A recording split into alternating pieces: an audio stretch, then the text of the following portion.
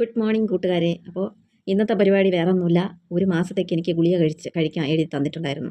അപ്പോൾ അത് കഴിച്ചിട്ട് ടെസ്റ്റ് ചെയ്യാൻ വേണ്ടി ഹോസ്പിറ്റലിലേക്ക് പോകാൻ പറഞ്ഞു. ഒ പിയിൽ കാണിച്ച് ടെസ്റ്റ് ചെയ്യാൻ എഴുതി തരുമ്പോൾ ആശുപത്രിക്കകത്തുള്ള ലാബിൽ തന്നെ ടെസ്റ്റ് ചെയ്യാൻ പറ്റും. അപ്പോൾ അതുകൊണ്ട് എന്നോട് ഹോസ്പിറ്റലിൽ പോകാൻ പറഞ്ഞു. അങ്ങനെ ഞാൻ ഹോസ്പിറ്റലിൽ പോയി അവിടെ കുത്തിയിരിപ്പ് വരി തന്നെ നമുക്ക് ഒ പി ടിക്കറ്റ് എടുക്കാൻ തന്നെ ഒരു നീണ്ട നിരയാണ്, ക്യൂവിലാണ്. അപ്പോൾ വയസ്സായവരും എല്ലാവരും കൊണ്ട് ഇതിനിടയ്ക്ക് ഇടയിൽ കയറുന്ന ഒരുപാട് പേരുണ്ട്. അപ്പോൾ അതിനിടയിൽ കൂടി എങ്ങനെയോ കുത്തി നമുക്ക് നേരായ വഴി കൂടി തന്നെ നിന്ന് എനിക്ക് ടോക്കൺ കിട്ടി. അപ്പോൾ എനിക്ക് കിട്ടിയത് 25ാമത്തെ ടോക്കൺ. അപ്പോൾ ഡോക്ടർ ഒ പിയിൽ വന്നത് നോക്കിയിട്ട് റൗണ്ട്സിനൊക്കെ പോയിട്ട് നോക്കിയിട്ട് വന്നത് തന്നെ 10:30 മണിയായി. 10 മണിക്ക് അടുപ്പിച്ചായി. അപ്പോൾ എനിക്ക് എൻ്റെ തുണ്ട് എന്ന് പറയുമ്പോഴത്തേക്ക് 2-3 പേരെ ഇങ്ങനെ 1 തൊട്ട് 10 വരെ വിളിക്കുമ്പോൾ അതിൽ 4-5 ആൾ, അതുകൊണ്ട് 10 തൊട്ട് 20 വരെ വിളിക്കുമ്പോൾ അങ്ങനെ 5-6 ആൾ. അപ്പോൾ ഇതിനിടയ്ക്ക് വെച്ച് എനിക്കൊരു ഗ്യാപ്പ് കിട്ടിയപ്പോൾ എനിക്ക് എന്തായാലും എനിക്ക് കാണിക്കാൻ പറ്റി.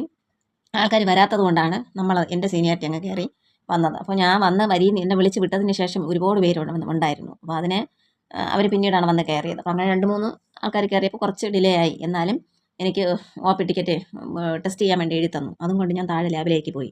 ലാബിൽ പോയി ടെസ്റ്റ് ചെയ്യാൻ വേണ്ടി ബ്ലഡ് എടുത്ത് കൊടുത്തു. പൈസ അവിടെയും നീണ്ട 3 ക്യൂ ആണ്. 3 ക്യൂ ഒരിടത്ത് പൈസ അടയ്ക്കാൻ വേണ്ടിയിട്ടുള്ള ഒരു ക്യൂവ്. അത് കഴിഞ്ഞിട്ട് ആ റെസിപ്റ്റ് വാങ്ങിച്ച് വേറൊരിടത്ത് കൊടുത്ത് അവിടെ നിന്ന് വേറൊരു ടോക്കൺ തന്നാൽ മാത്രമേ നമുക്ക് അകത്ത് കയറി ബ്ലഡ് എടുക്കാൻ പറ്റുള്ളൂ. അപ്പോൾ അങ്ങനെ നീണ്ട നിരയിൽ നിന്ന് ഞാൻ കാപ്പി കുടിച്ചത് 11:30 മണിയായി. അപ്പോൾ എനിക്ക് രാവിലത്തെ കാപ്പി കുടിക്കാത്തത് തന്നെ എനിക്ക് ഒരു തലകറക്കും എന്തോ പോലെയൊക്കെ വന്നു. ഗ്യാസിൻ്റെ പ്രശ്നം കൊണ്ടായിരിക്കാം അങ്ങനെയൊക്കെ വന്നു. അതെല്ലാം മെയിൻറ്റെയിൻ ചെയ്ത് പക്ഷേ ബ്ലഡ് എടുത്ത് കൊടുത്തതിന് ശേഷം മാത്രമാണ് ഞാൻ ആഹാരം കഴിച്ചത്. ഇനി ആഹാരം കഴിച്ചിട്ട് ബ്ലഡ് എടുക്കുമ്പോൾ ഇനി അതിൻ്റെ എന്തെങ്കിലും കൂടുതൽ കുറവ് വേണ്ടല്ലോ എന്ന് വിചാരിച്ച് ഞാൻ അങ്ങനെയാണ് കഴിച്ചത്. അതിൻ്റെ ബുദ്ധിമുട്ടുകൾ പിറ്റേ ദിവസം എനിക്ക് ഉണ്ടാവും, അതെനിക്ക് നല്ല ഉറപ്പാണ്. അങ്ങനെ റിസൾട്ട് കിട്ടാൻ തന്നെ 2 മണിക്ക് റിസൾട്ട് എന്ന് പറഞ്ഞു.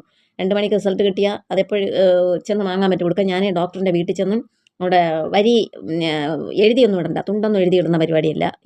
പോകുന്ന ആളിൻ്റെ അനുസരിച്ചാണ്. ആദ്യം പോകുന്നവർ ആദ്യത്തെ കസേരയിൽ അങ്ങനെ. അപ്പോൾ ഞാൻ ചെന്ന് നേരത്തെ പോയി സീറ്റ് പിടിച്ച് ഉറപ്പിച്ചിട്ട് കുറച്ച് നേരം അവിടെ നിന്നിട്ട് ഒരു 1:30-1:45 ആയപ്പോഴത്തേക്ക് റിസൾട്ട് വാങ്ങാൻ വേണ്ടി കുറച്ച് ദൂരം നടക്കണം. അങ്ങനെ പോയി, ഒറ്റയ്ക്കേ ഉള്ളൂ. അപ്പോൾ റിസൾട്ട് വാങ്ങിയിട്ട് റിസൾട്ടിന് ചെന്ന് നിന്നപ്പോൾ 2 മണി തൊട്ട് ഞാൻ ചോദിക്കാൻ തുടങ്ങിയതാണ്. അപ്പോൾ 2:15 റിസൾട്ട് കിട്ടിയത്. ആവാത്തത് കൊണ്ടായിരിക്കാം. അപ്പോൾ ഞാനത് വാങ്ങിച്ചും കൊണ്ട് ഡോക്ടറെ വീട്ടിലേക്ക് തിരിച്ചു വന്നപ്പോൾ നിറച്ച ആൾ. ഞാൻ പോന്നപ്പോൾ 5 ആൾ ഉണ്ടായിരുന്നുള്ളൂ. വന്നപ്പോൾ ഒരു 10-30 ആൾക്കാരിൽ കൂടുതൽ ഉണ്ട് ആശുപത്രിയിൽ. അപ്പോൾ അവിടെ നിന്ന് നല്ലൊരു കാഴ്ച കാണാം, നല്ലൊരു പോസിറ്റീവ് വൈബ്. ഞാൻ ഇന്ന് വരെയും മറ്റേ ഈ ട്രെയിൻ ഇങ്ങനെ പോകുന്നത് ഇത്രയും അടുത്ത് നിന്ന് ഞാൻ കണ്ടിട്ടില്ല. അപ്പോൾ റെയിൽവേ പാളത്തിൽ നമ്മൾ നെയ്യാറ്റിൻകര റെയിൽവേ ആണ്, ഞാൻ അതിൻ്റെ അടുത്താണ് ഡോക്ടറിൻ്റെ വീട്.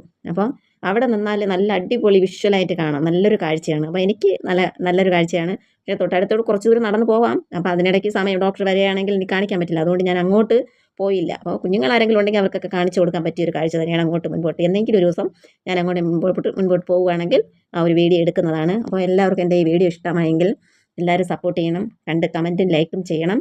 പൊതുവേ ഇപ്പോൾ മഴക്കാലമാണ്. അപ്പോൾ ഇതിനിടയ്ക്ക് വെച്ച് ഞാൻ പാല് വാങ്ങാൻ പോയപ്പോഴത്തേക്ക് നടന്നിങ്ങോട്ട് വരുമ്പോൾ തന്നെ നല്ലൊരു കാഴ്ചയാണ് കണ്ടത്. നല്ലൊരു മൂടൽ മഞ്ഞ് കൊണ്ട് മൂടിക്കിടക്കുന്ന ഒരു കാഴ്ച. അത് ഞാൻ എന്തായാലും അത് ഒപ്പിയെടുത്തിട്ടുണ്ട്. അപ്പോൾ എല്ലാവർക്കും ഈ വീഡിയോ ഇഷ്ടമായി എന്ന് വിചാരിക്കുന്നു. അടുത്ത വീഡിയോയുമായി നമുക്ക് വീണ്ടും കാണാം. പുതിയ കാഴ്ചകളുമായി ഞാൻ നിങ്ങളുടെ മുന്നിൽ വരുന്നതാണ്. Tata, bye bye.